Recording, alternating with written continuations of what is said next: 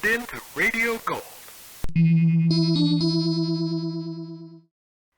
Lux Radio Theatre was without doubt the biggest, most important, most expensive drama anthology program on radio. It ran from 1934 until 1955, when the show transitioned to the new medium of television. Produced by Cecil B. DeMille, this lavish live performance radio adaptation of the hit Hollywood movie, starring William Powell and Myrna Loy, was originally broadcast on the CBS Network on June 8, 1936. We are very pleased to present The Thin Man. Hollywood, California, Monday, June 8th.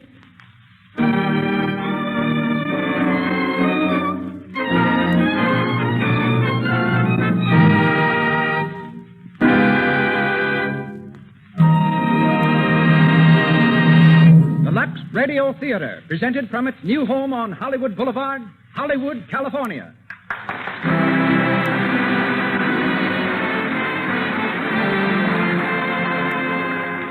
Lux presents Hollywood. Such great personalities as William Powell, Myrna Loy, W.S. Van Dyke, Theda Bara, James Seymour, Minna Gamble, Porter Hall, and many others will take part in this presentation sent to you by the makers of Lux Toilet Soap, the beauty soap of the stars.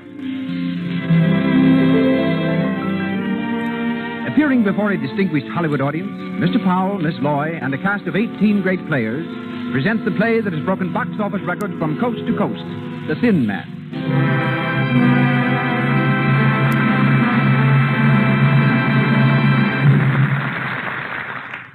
And as producer tonight, we present the director who did The Thin Man on the screen, together with such triumphs as Naughty Marietta, Trader Horn, Rose Marie, I Live My Life, and countless other smash hit pictures, Mr. W.S. Van Dyke. Mr. Van Dyke.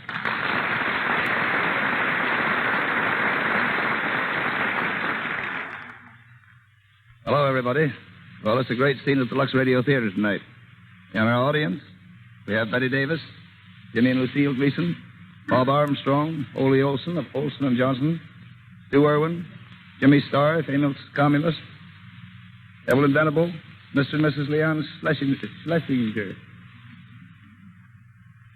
Maybe it would interest you a little inside information on the show we're doing tonight, The Thin Man, and about William Powell and Myrna Loy, who are going to do it for you. As you know, The Thin Man was a best-selling novel by Dashielle Hammett. Hans Stromberg, down at the studio, MGM, got a hold of it and brought it to me. Woody, he said, if you'll make this picture, I'll buy the story. Well, I read it, and while it was a good enough mystery story, there was something else about the book that struck me. Here was something new and fresh and very charming. A romance between a man and his wife. It's a story of a couple of kids that understood each other and had a blessed confidence in each other. Beneath all the casualness and all the wisecracking, there's a lovely, wholesome relationship. Something really deep and sweet and inspiring. Well, we decided to make the picture. Albert Hackett and Francis Goodrich wrote a swell script. William Powell and Myrna Loy played the parts. And how? They played them beautifully, because Powell was just Powell and Loy was just Loy. Both of them wisecracking all the time and clowning right through the picture. I suppose you know that plenty of motion pictures take from 2 months to a year to shoot. We did The Thin Man in 16 days, retakes and all. Of course, it wasn't a pretentious picture. We didn't make it as one. I hate epics. But it is evident that people liked it. It has been very interesting to study out how they could tell this story on the radio. Bill and Myrna have had a lot of fun getting it ready for you, just as they did making the picture. And from the original story, from the original motion picture cast, we have, and are fortunate in having, Minna Gamble, Porter Hall, William Henry, and Thomas Jackson here tonight. So here we go, with William Powell and Nick Charles, and Myrna Loy as Nora in The Thin Man. Here they come, Bill Powell and Myrna Loy.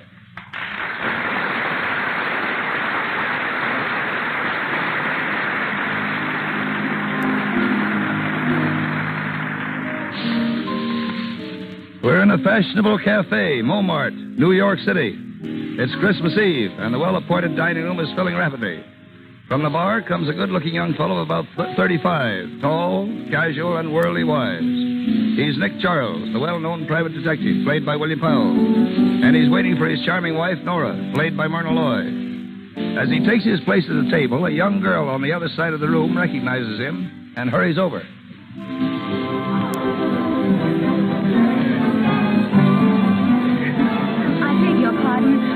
Mr. Nick Charles, the detective?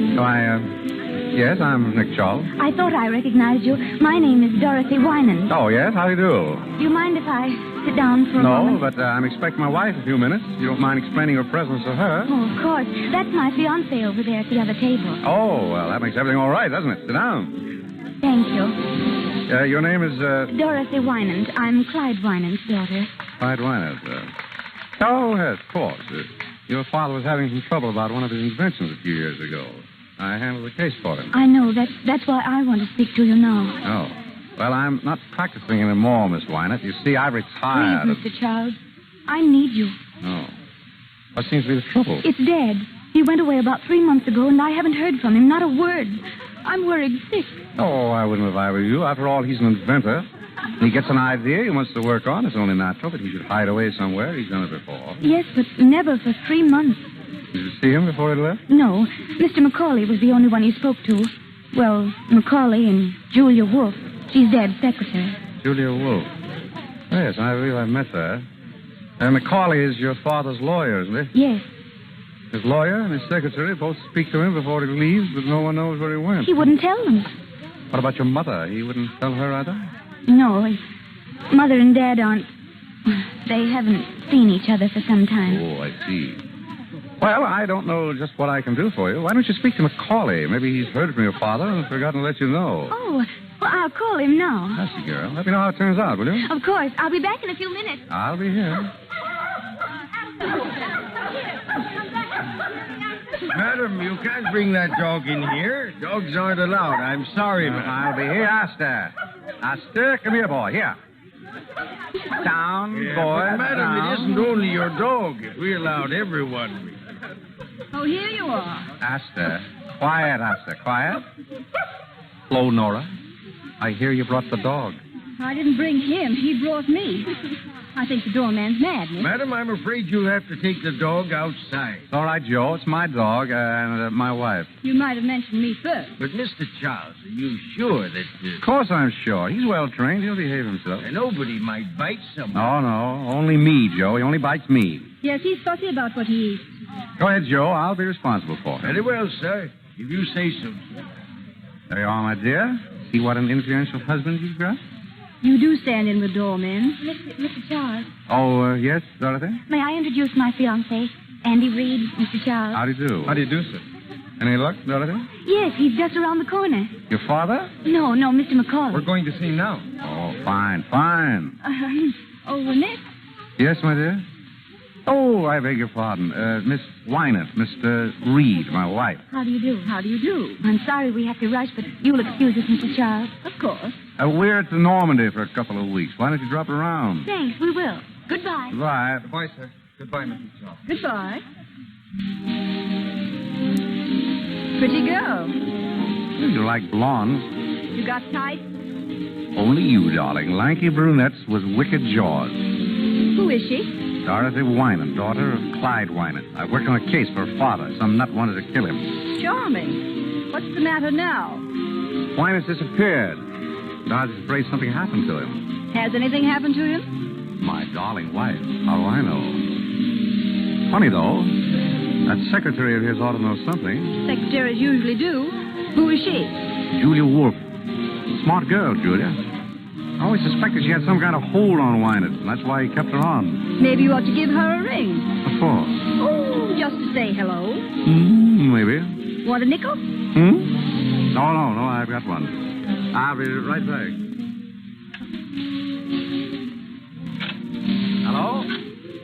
I want Skylar, 40962. No, Skylar. That's right, 409.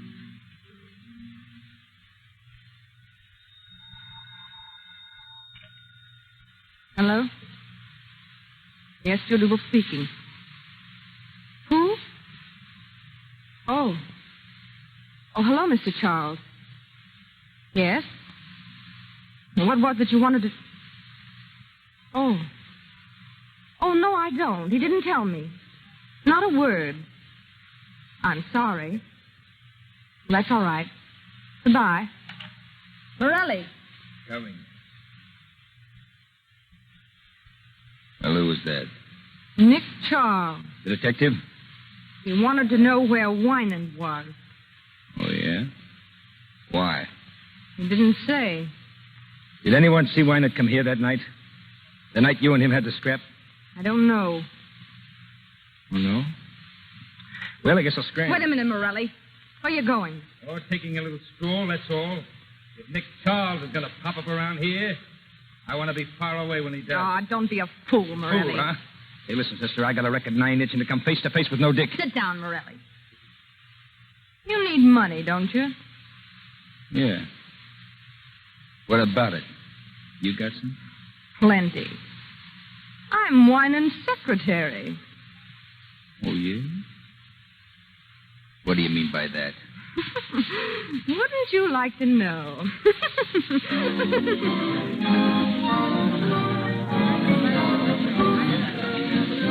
Your friend Pierre serves good dinners, Nick. Mm-hmm. All right. You still didn't tell me what Julia Wolf had to say. Nothing. She didn't know where he was, that's all. Finished? Finished. Let's get out. We'll grab a cab and get back to the hotel. Ready and willing. Where's my purse? Come on, Esther. Joe, call me cab.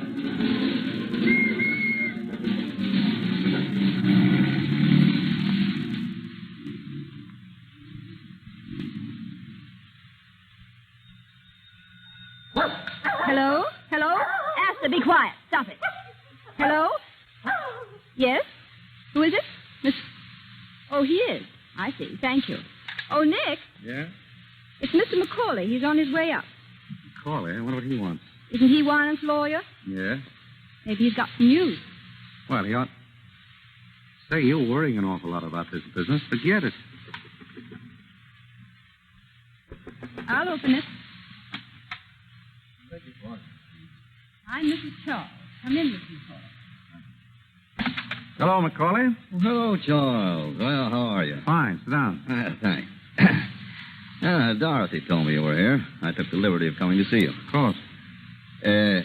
Charles, what's Mimi up to? Mimi? Oh, Dorothy's mother. Does she have to be up to something? She usually is, trying one way or another to get money out of Winant. I wanted to find out if you were, sleuthing for her. I haven't been a detective for 4 years. Oh, you don't say.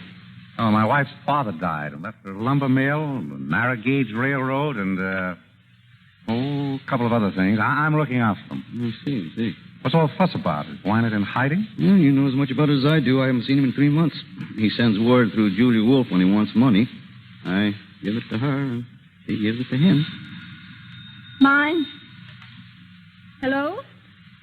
Oh, just a moment, please. It's for you, Mr. McCauley. Your office. Oh, thank you.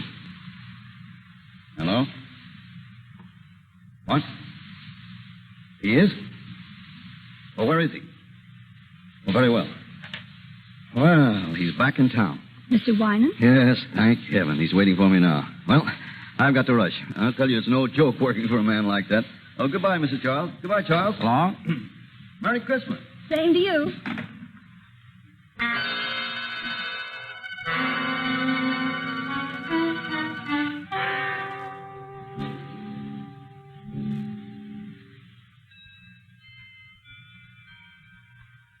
$11:30.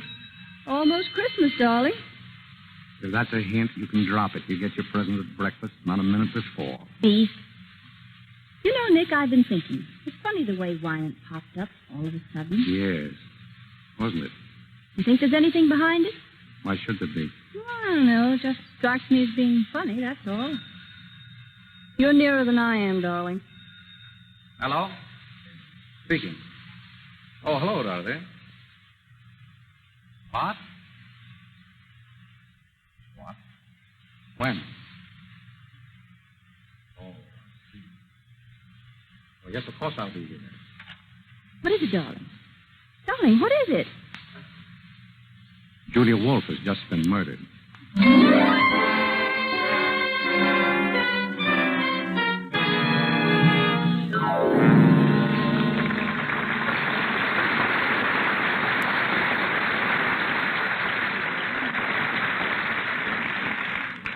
You are listening to William Powell and Myrna Loy in the story of The Thin Man from the stage of the Lux Radio Theatre in Hollywood Boulevard.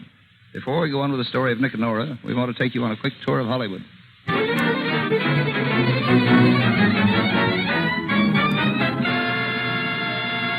Lobby of the Hotel Roosevelt, where stars and newcomers gather.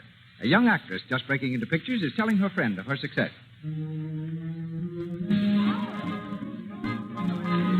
Well, there's one thing. I've got one of the best managers in Hollywood, and that means a lot. Oh, but the rules he's laid down for me.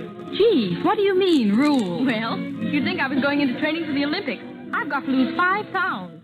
I've got to take lessons in singing and diction, and of course my complexion's got to be perfect.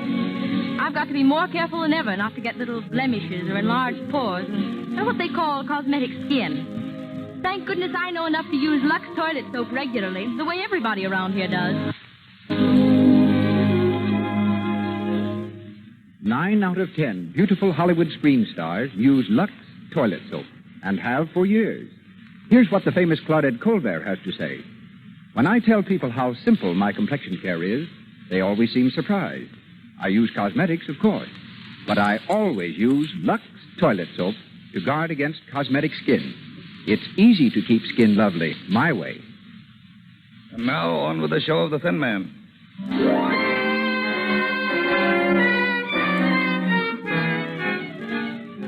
An hour has gone by since Nick heard about the murder of Julia Wolfe. In the living room of their suite at the hotel, Nick and Nora are listening to the radio. A news reporter is broadcasting the latest developments of the case. And here's the latest news of the Julia Wolfe murder. The police have found out that the beautiful blonde secretary was the gangster's girl who's spreading the dragnet for one Joe Morelli, said to be hiding out somewhere in the city. In Paris today, the Chamber of Deputies... Never mind the Chamber of Deputies. Joe Morelli, that's what I want to know about. Well, did you get any more information out of headquarters? As much as they had. Julia Wolfe was shot and killed about 9 or 9:30. Body discovered on the floor of her living room a little after 11. Who discovered it? That'll surprise you. Mimi Wynant. Dorothy's mother? Right. What was she doing there? I don't know. Where's Clyde Wynant? Still missing. Missing? But Macaulay was going to see him. They had an appointment. And I spoke to Macaulay. Wynant never showed up. Nobody knows where he is. It's going to be pretty tough on Dorothy, isn't it? Meaning what? Meaning that it looks as if Clyde Wynant skipped one appointment in order to keep another with Julia Wolfe. You think he killed her? Oh, it's just a guess. You're the detective around here, darling. Oh, that's Dorothy. Said you wanted to see me. Well, come in, Dorothy. Thank you. Is anyone here? That's Nora. Have a seat. Oh. Hello, Dorothy. I'm sorry for breaking in on you like this. Oh, that's all right. We're used to it. Anything wrong? Julia Wolfe is dead. Yes, we know that. Here's the gun she was shot with. What are you trying to tell me? That you did it? Yes. I hated her. She kept me from seeing my father. I went down there to ask her where he was. She wouldn't tell me. I shot her. Where did you hit her? Why, in the heart. Pretty good shot you are. What did she do? She fell down. Did she make any sound? Didn't scream? I don't know. Which way did she fall? She fell over backwards. Oh, yes? People fall toward a shot, you know, not back from it. I knew you were lying. Oh. All right, come on, now, brace up. Where did you get this gun? I bought it in a pawn shop. I thought so. Why did you say you did it? Whom are you trying to shield? Oh, please, don't ask me. You got to tell me. Nick, let me handle this, will you? Dorothy, look at me. Nick is trying to help you. Why don't you help him? You were trying to shield your mother, weren't you? No. Your father, then. Dorothy. Yes. My father. Why did you think he did it? Mother was the first one to find Julia Wolfe. She saw something in Julia's hand, and she took it. What was it? A watch chain. It belonged to my father. So you think your father did it? I don't know. Did your mother turn the chain over to the police? No, she kept it. She didn't tell them anything about it. But she showed it to you? Yes. Why did your mother go to Julia Wolfe's apartment in the first place? She went to ask for money. Oh, money again, huh? Yes? Oh, have them come up, please. Who is it? Dorothy, I wonder if you'd mind waiting in the bedroom. Of course. It'll be only a minute. Well, Nick? It's Mimi Wynant. Alone? She's never alone. Dorothy's brother is with her. Screwy college kid. And some guy by the name of Chris Jorgensen. Jorgensen? Who's he? McCauley told me about him, a hanger-on type. I think he's after Mimi's dough. But she hasn't any. Maybe that's why she wanted to get some from Julia. I'll take it. Hello. Nick, how are you? Fine. Come in, Mimi. Thank you, Nick. This is my son, Gilbert. How are you? Very well, thank you. And Mr. Chris Jorgensen. He's an old friend of mine. How do you do? How do you do? Sit down. Sit down. My wife. How do you Mrs. do? Wynant, Gilbert Wynant, and Mr. Jorgensen. How do you do? Well, Mimi? Nick, I've never been in such a state in my life. You know, of course, that I was the one who found Julia Wolf. So we've heard. Oh, my dear, it was terrible. I walked in and there she was, lying dead on the floor. I meant to ask you, Mother, was there much blood? Gilbert, don't be so morbid. But I'm interested in murders. You know, Mr. Charles, I formed a theory about this one already. That's so. In my opinion, the man who did it... Gilbert, be quiet. You don't know anything about it. Oh, but I do. Be quiet. You were saying, Mrs. Wynan? About finding Julia Wolf.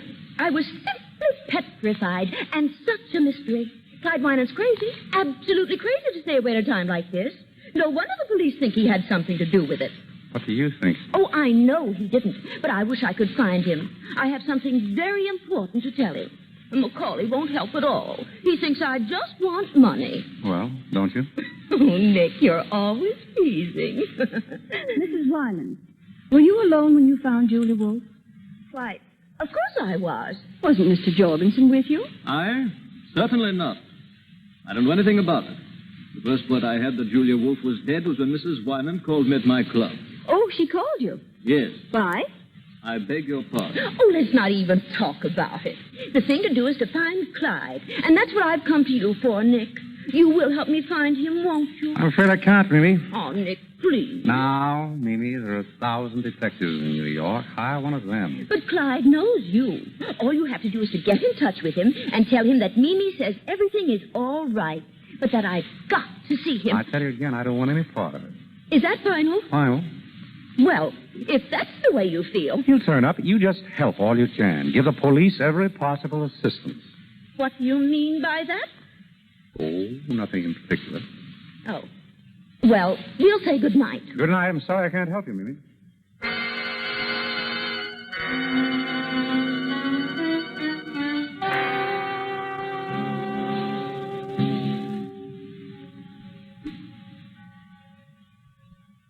Hello.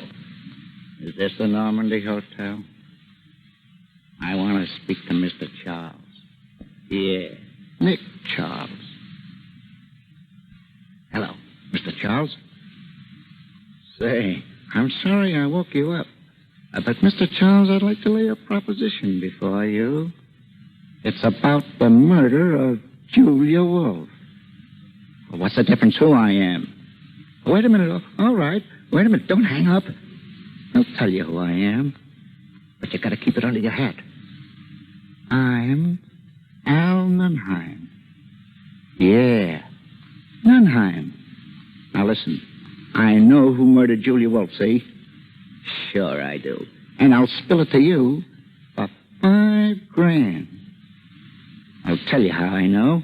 Because I was outside of her apartment when she was shot. And I saw the one who did it. And I'll spill it to you when I get... Hey, wait a minute. Hey, I can't talk now. I'll call you again. Hello? Hello? Hello, are you still there? Hello? Well, what's up? Now what's on? I don't know. Some crank, I guess. He hung up. You better get back to bed and get some sleep.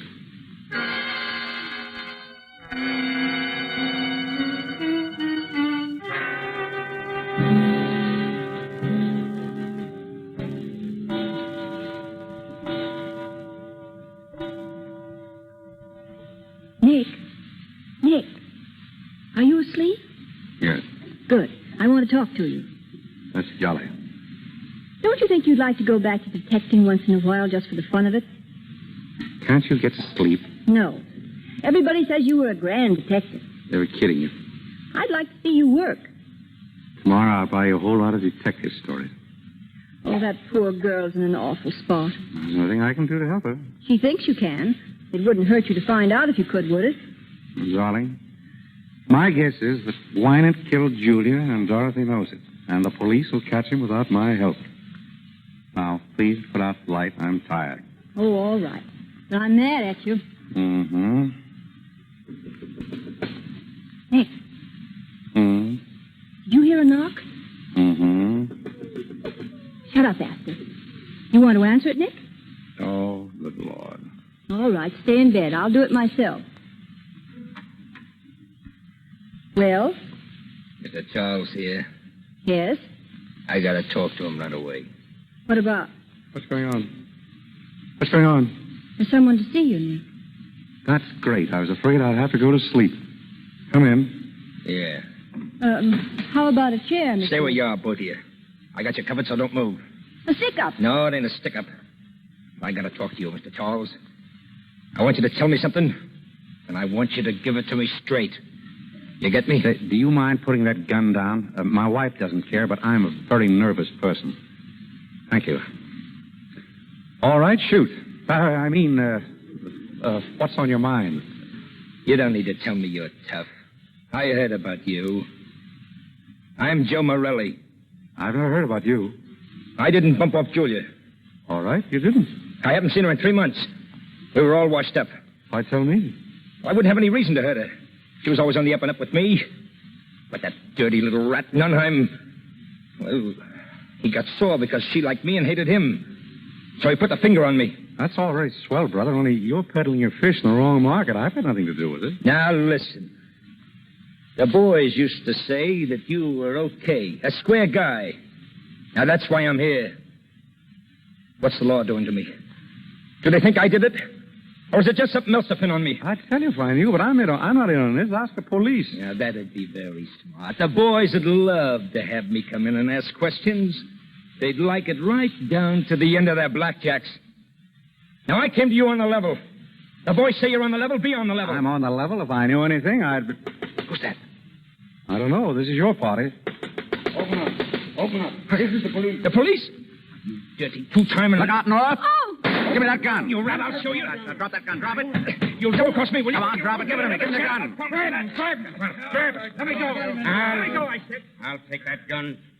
Thanks, officer. You almost had me. Get some water, Joe. Nora. Are you all right? Nora. I'm Inspector Guild of the Homicide Squad. You're in a good place, Inspector. Who's that woman on the floor? My wife. This guy shoot her? No, he tried to shoot me. I socked her on the jaw to get her out of the line of fire. I guess I hit her too hard. Nora. Oh. Look at me, Nora. Are you all right, darling? Oh. You darn fool. You didn't have to knock me out.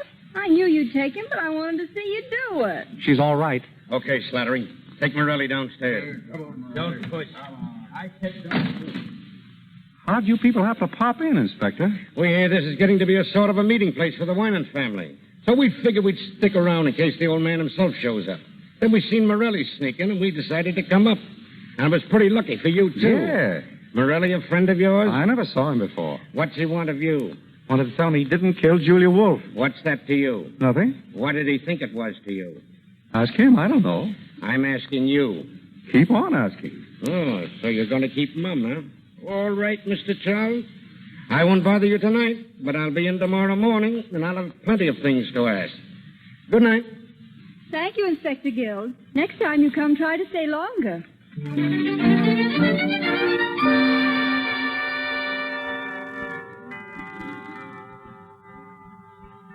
Nick, wake up. It's Christmas. Oh, yeah? Look, here's a telegram for you. It just came. Open it, will you? Probably a touch from somebody. Well? Nick, What is it? it's from Clyde Wynant. Listen. Will you take charge of investigation on Julia Wolfe murder? Communicate with Herbert Macaulay. Clyde Wynant. Where's it from? Philadelphia. Then he didn't do it, did he, Nick? I don't know. Communicate with Macaulay, huh? All right, we'll ask him up here this morning.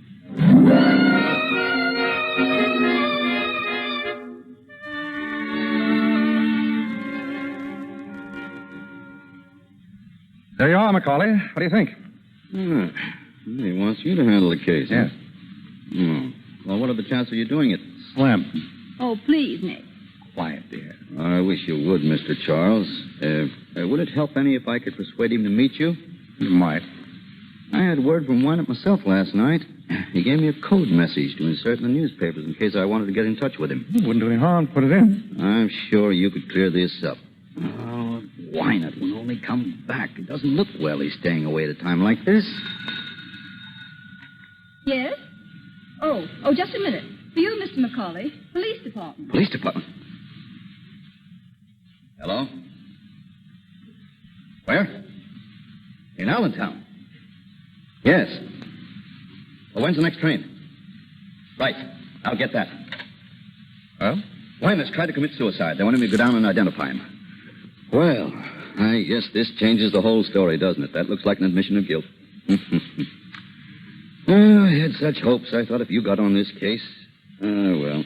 Well, it's no use thinking about it now. Well, I'm sorry to have wasted so much of your time. You'll excuse me, won't you? Of course.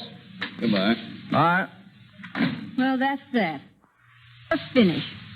What's the matter with you? Oh, the mystery's all gone. And I wanted you to find out who did it. Maybe I will. But Wynant. I don't believe he did it. Why don't you? No reason. Just a hunch. But I'm going to find out. Come on, Dr. Watson. We're going places. I want to speak to Inspector Gill.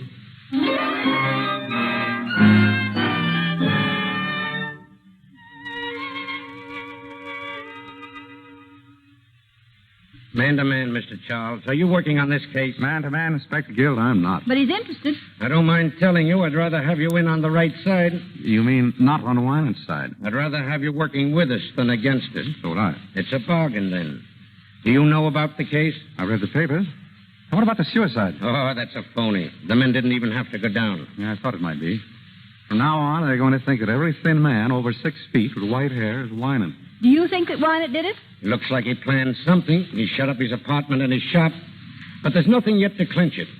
50 will get you 100 that Wynant didn't do it. Who's your candidate? I haven't got that far yet. I don't think that everything points to Wynant. What about the alibis? They're all okay. Mrs. Wynant, the boy, Dorothy, Macaulay, even Morelli. What about Jorgensen? Oh, I'll check on that. Well, I'm afraid this is kind of dull for you, Mrs. Charles. Dull? I'm sitting on the edge of my chair. Frankly, I'm stunned. I don't know what to do next. What about you, Charles? Me? Oh, but I've got a hunch. What is it? I got a call last night. I thought it was from a crank, but I changed my mind. Whoever it was knew something. And I've got a feeling I'll hear from him again.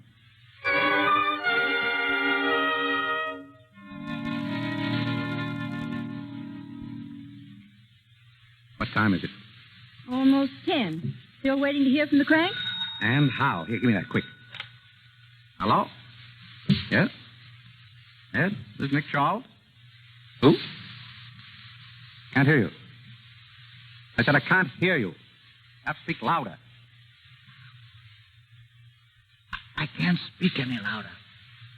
Hey, this is Al Nunheim again. You know, I called you last night. Hey, listen. Are you still interested in that proposition? Yeah, huh? All right, then. Now, here's the dope. And get this straight. The man who killed Julia Wolf...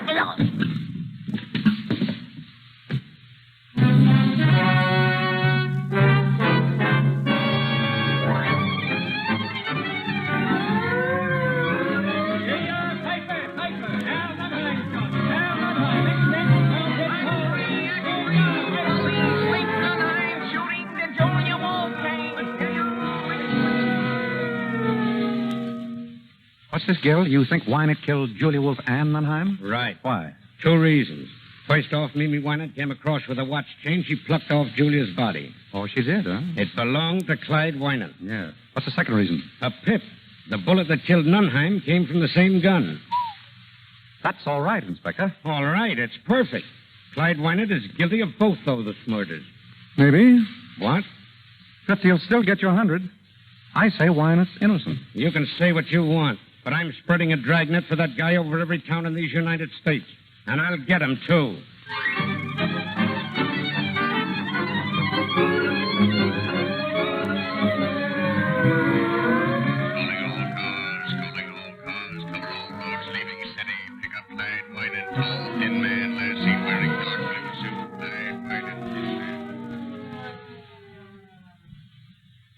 You think they'll find him, Nick?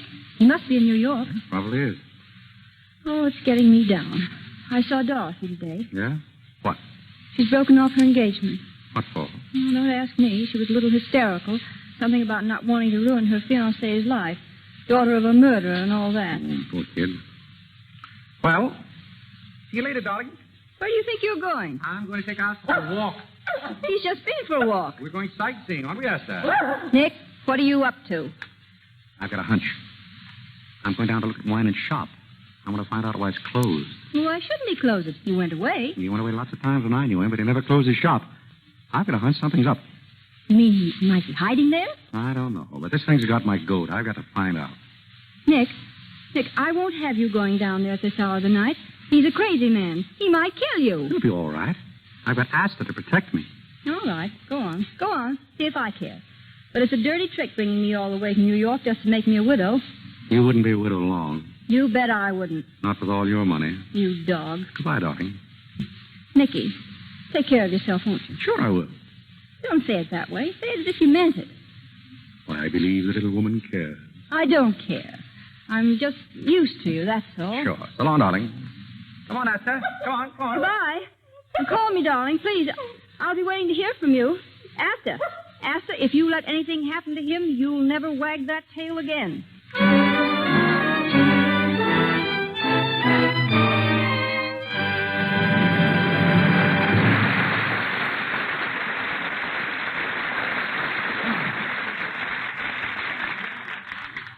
You are listening to the Lux Radio Theatre's production of The Thin Man, starring William Powell and Myrna Loy, with the music under the direction of Louis Silvers. This is W.S. Van Dyke speaking.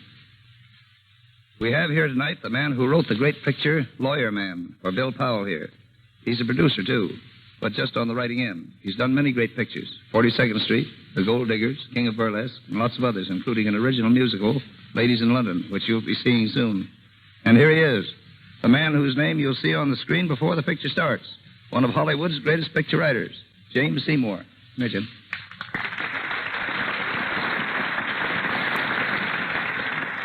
Thanks, Woody.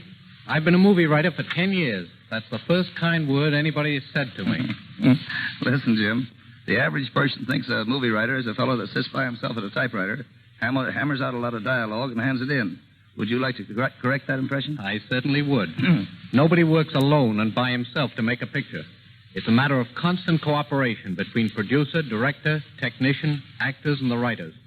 Some of the best story ideas come out of the conferences. Jim, how many writers would you say there are on an average picture? Plenty. Believe it or not, I've seen pictures where there were more writers than actors.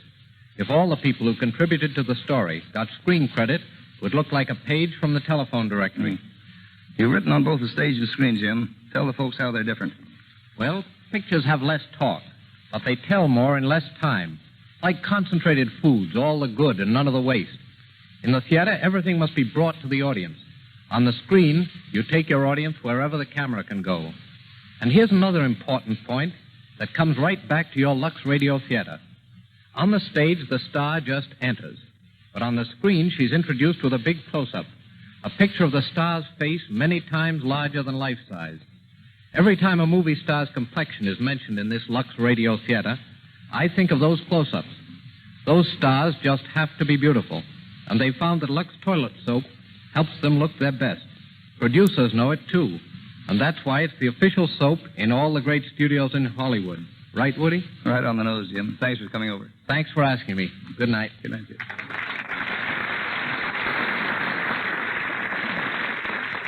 We pause for station identification. This is the Columbia Broadcasting System. The Thin Man.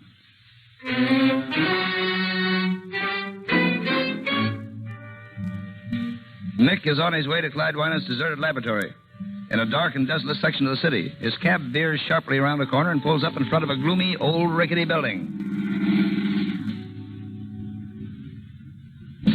Say, mister, are you sure this is the place you wanted? Looks like it.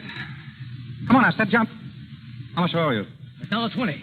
Or do you want me to wait? No, never mind. Oh, that's good. You know, this ain't no neighborhood to be in at 2 o'clock in the morning. I want to get out of here. There you are. Thanks. Hello. Come on, Asta. Come on, what's up with you?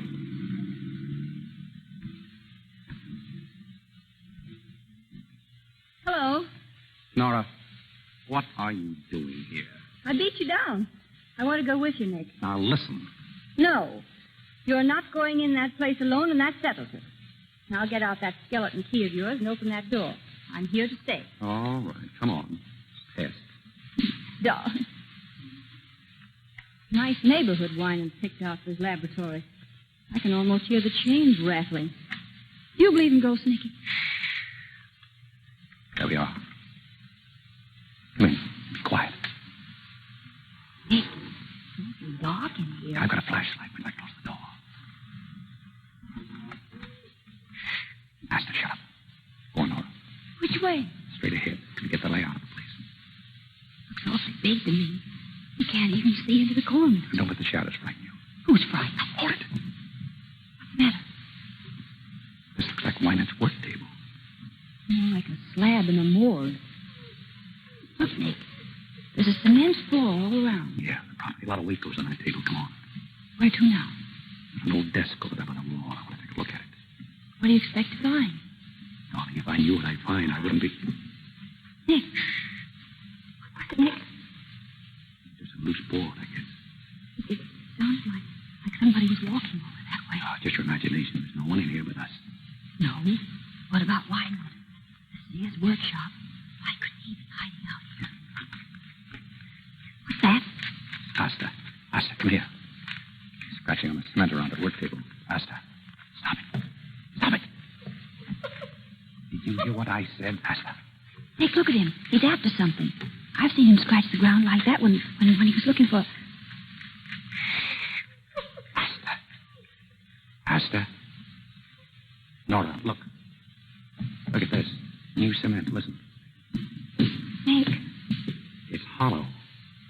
I wonder if I could find something to dig it up. There's an iron bar on the table. I just saw it. Here it is. Ah, good. Now, if I just knock a hole in that cement, we'll find out what's under there. Oh, Nick, I'm scared. Asta, quiet. Keep away, Nora. Asta, come here. Once more. There she goes. I'm through the cement. Yeah. Asta, get away from there. Get away. Nick, what is it? What's he after? We must get Inspector Gill here. What's under there? The body. Must have been there for weeks. Oh, Nick.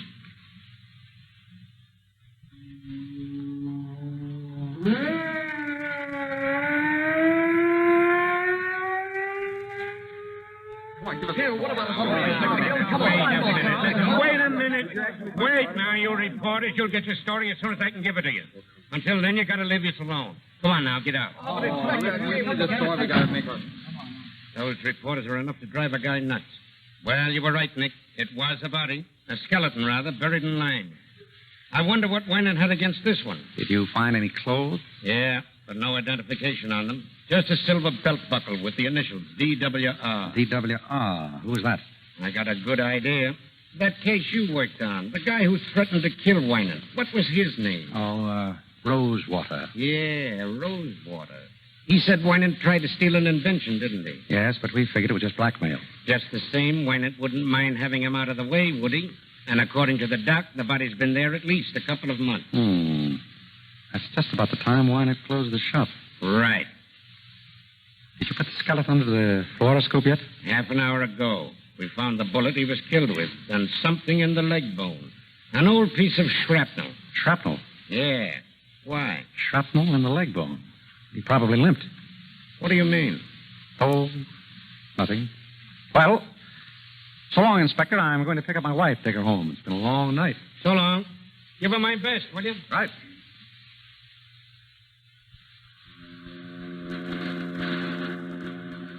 Where are we going, Nick?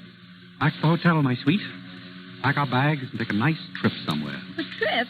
Oh, no. My soul, woman, I gave you 3 murders and you aren't satisfied. I want you to stay and find one. I did find him. What do you mean? He was down in the shop. Nick. It was his body that was buried there. Linus' body? Yep. But they all said it was Rosewater. Oh, that's what they think. What makes you so sure it's Winan's body? Several things. Clothes, for instance. They were carefully preserved.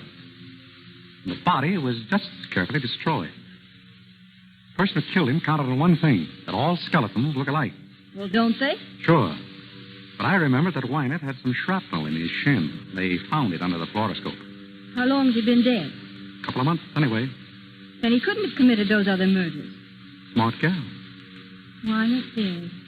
Does Dorothy know? No, nobody but you. I didn't even tell Gil. Why not? I want to lie low till I get the whole dope. I don't want to go off half-cocked. What are you going to do?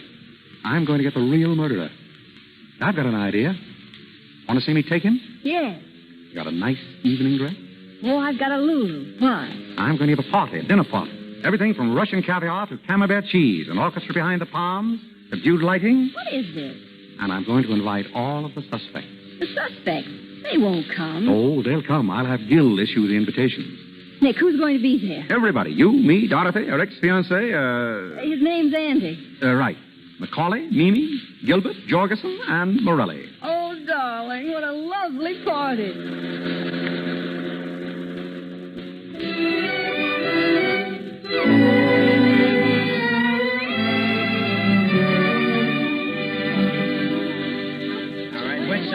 Good evening, everybody. Mr. Charles, what is the meaning of this? The meaning of what, Mimi? Why were we all rounded up like common criminals and brought to the dinner? To eat, Mimi, and talk. Will everyone please be seated? Dorothy here. Thank you. Andy, next to her, please. Oh, but Mr. Charles, we... Please. Very well. Mimi on the other side of Andy. Mr. Jorgensen over there, please. Very kind, Mr. Charles. Not at all. Mr. Macaulay next. Of course. Morelli? What? Right where you are. Now, say, listen. Sit down.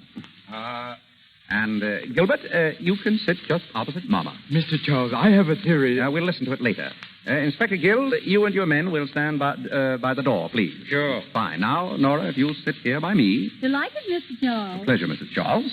Now, we're all ready to begin. Will you please pass the celery, Mrs. Wynant? No, I will not. I demand to know why we are here. Before dinner? All right. I've got some important news. I've seen Wynant. You've seen Father? level? Certainly I mean it. That's nothing. I saw him myself. Yes, Mimi? When? Last night. He came to see me in my apartment. Oh, did he? What did he say? He didn't say very much. He wanted to know how I was and how the children were. I'm afraid you're lying, Mimi. You see, I really did see Wynant last night. Are you kidding? No, Why didn't you tell me? Why didn't you hold him? because I found out for certain that he didn't commit the murders. You know that's Wait a ridiculous. minute. Let him have his say. Thank you. Morelli, you knew Julia. Was she jipping Wynant? Taking dough on the sly? Well, she don't say she is, but I figure she is, yeah. Thank you. Now I'll tell you why I know Wynant didn't commit those murders. 3 months ago, Wynant found out that Julia was cheating him and was splitting with some man. He went to find the man, and he did. That man was desperate. He knew that he was caught dead to rights. And at prison, staring him in the face, he took the only way out. He killed Wynant. Oh, It's terrible to tell you this way, Dorothy, but your father's dead. dead, He's been dead for 3 months. dead. Oh. Oh, darling, don't cry, please. Oh. Oh, I know it's terrible, but isn't it really better this way? Oh, Andy. Andy. You'd better take her home, Andy. Yes, of course. Come on, darling. Let them out, Inspector. Oh, open up. Oh, don't cry, darling, please. It'll be all right now. Oh, this is absurd. How can Clyde be dead? You said yourself you saw him last night. So I did. I saw him lying buried in his shop. You mean that body? Was Wynant. Perfectly absurd. And the murderer is right here in this room tonight. He's sitting at this table. What? Who is it? I don't know. But I thought if we all had a little get-together, we might be able to find out. I'll tell you as much as I know. This murderer is a very clever man. He planned the whole thing beautifully. After he killed Wynant, he wired Macaulay, using Wynant's name, and told him to shut up the shop. Then he took Wynant's body and buried it in the shop with another man's clothes to throw us off the track. He even put a belt buckle with an R on it, hoping that we'd think it was Rosewater, an old enemy of Wynant's who dropped out of sight years ago. Morelli. Yeah? Would you mind holding your knife the other way? You're worrying Gilbert. Oh, right. Yeah. Nick, if that knife is missing, I'll look for it in your back. I'll help you look. Well, after our hero had killed Wynant, he got a brilliant idea. He realized that he and Julia could still collect money. Wynant was supposed to be on a trip. No one knew where. So our dinner guest wrote letters to Macaulay, signing Wynett's name, so that Macaulay would continue to send the money to Julia. He even telephoned Macaulay. Do you remember Macaulay? The first day that you came to see me, he telephoned that he was in town. Oh, it must have been Wynett. I should have known if it weren't his voice. Oh, he was clever about that. He called when you were out. Now, that same afternoon, Julia telephoned him. She said that you were coming, Mimi, to ask about Wynett. He got terrified. He was afraid that Julia would break down and tell. So he went to Julia and killed her.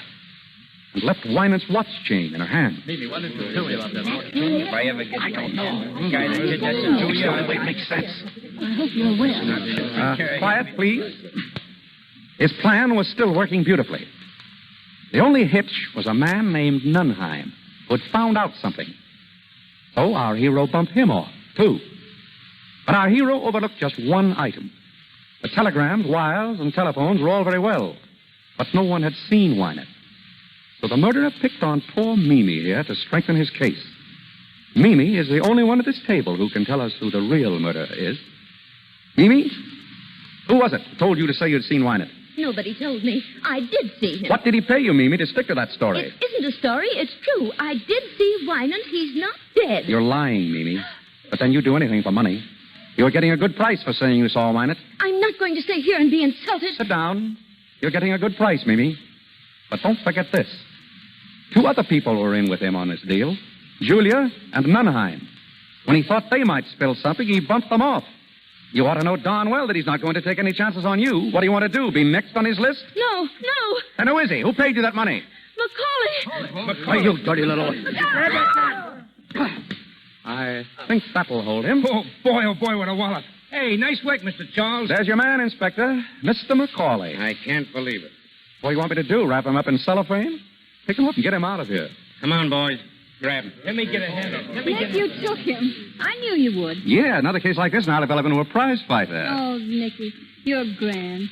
You're glorious. I bet you say that to all the boys.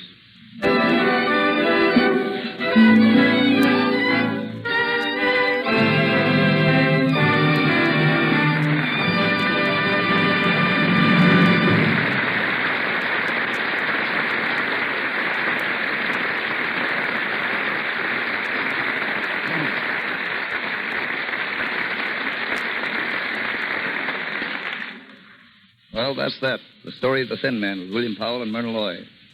I'm going to get them back out here in a minute to talk to you. As you know, these broadcasts from the Lux Radio Theatre are quite an event in Hollywood. And among our many friends here tonight is one of the greatest stars of the silent pictures. I admired her from afar when she was doing such magnificent spectacles as Cleopatra, and I was just an extra. Today, she is the wife of one of our leading film directors. I've known her for many years as a most charming and gracious lady, and I want you to meet her now, Miss Theda Bara.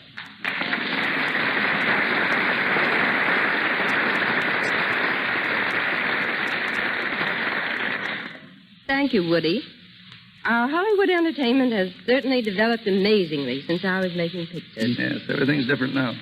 As you and I know, before pictures grew up and started to talk, we had to translate all emotion into pantomime. Oh, you may think you have trouble today, but do you remember the difficulties we had working with a split screen?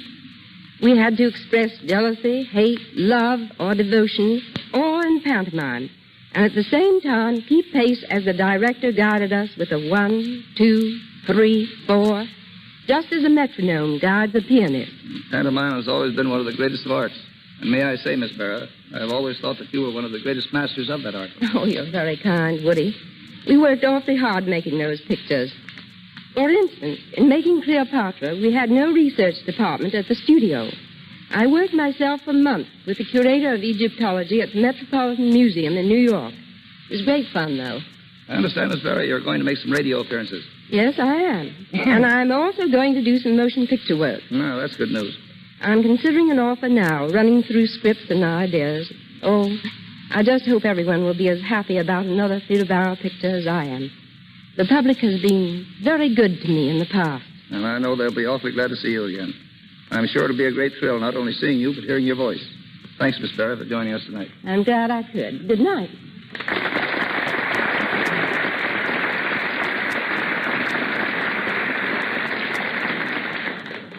Hearing Theda Barra talk of her plans brings to my mind some other plans I've heard discussed in Hollywood this week. Picture people are talking about Charlie Chaplin's recent statement that he will start work on a new picture very shortly. Miss Paulette Goddard will be starred. Chaplin will write and direct, but will not act in it. A disappointment to many of us. Barbara Stanwyck and Robert Taylor are starting a new picture today, and I'm tickled to death that I got the job directing. It's called His Brother's Wife. Speaking of Bob Taylor, there's a lad who is going places. He's got a great future. And sometime in that future, he's going to do Armand to Greta Garbo's Camille. Bill Powell and Myrna Loy here, interested in the making of MGM's picture, The Good Earth. Louise Rayner, who was with them in The Great Ziegfeld, and Paul Muni of The Stars. And now Bill Powell and Myrna Loy are coming out on the stage. Arise, Bill, Myrna.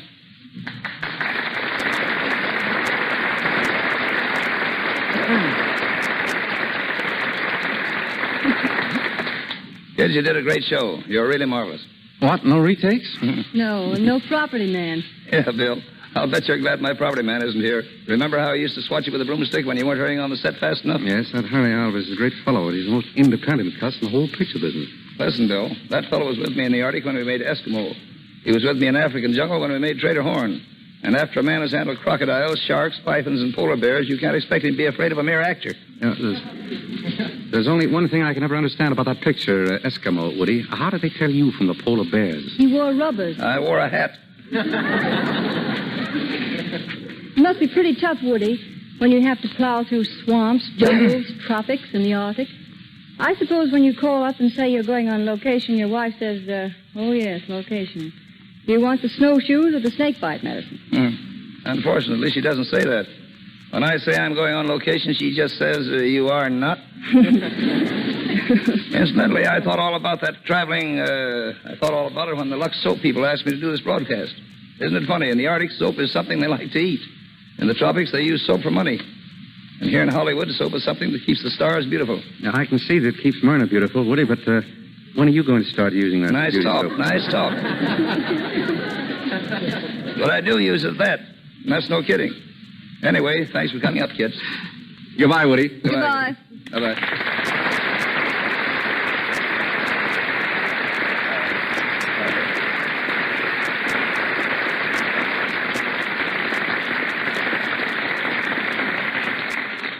Before I tell you about next week's show, I'm going to ask our announcer, Mr. Ruick, to tell you more about the cast and about Hollywood studios who are cooperating with us. Our cast of characters tonight: Nick, William Powell; Nora, Myrna Loy; Mimi, Minna Gamble; Macaulay, Porter Hall; Dorothy, Barbara Luddy; Gilbert, William Henry; Chris Jorgensen, Brett Morrison; Julia Wolfe, Margaret Brayton; Inspector Guild, Thomas Jackson; Morelli, Wally Mayer; Nunheim, Ernie Adams. Our director, W.S. Van Dyke, and our stars, William Powell and Myrna Loy, appeared through courtesy of Metro-Goldwyn-Mayer, as did Mr. William Henry, and Porter Hall through the courtesy of Paramount. The musical director of this program, Mr. Louis Silvers, appears through the kindness of 20th Century Fox. And now, here is your producer, Mr. W.S. Van Dyke. Thanks to all of you in the cast. You did a swell job. Next week, ladies and gentlemen, the Lux Radio Theatre is going to have a great show for you, and believe me, Al Jolson and Ruby Keeler are going to be here to appear in Burlesque. It was a smash hit on Broadway and then a great moving picture, and now it's going to make a marvelous radio vehicle for Al Jolson and Ruby Keeler. I think you'll like it.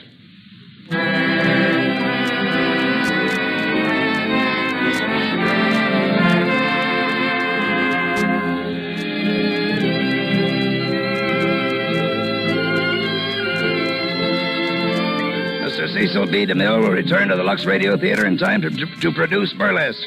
And you know he'll give you a great show. I've enjoyed being with you all, and good night.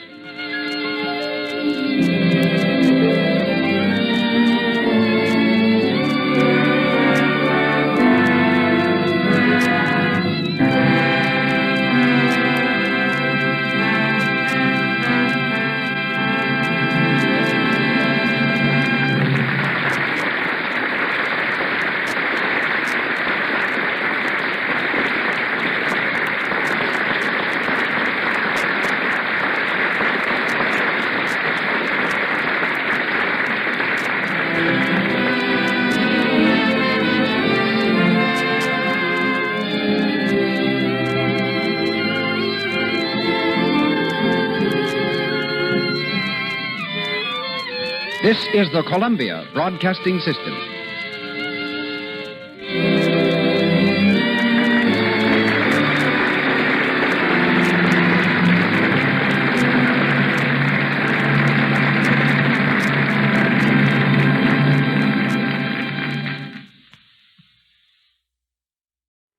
Radio Gold is a 3 Nines Fine radio production.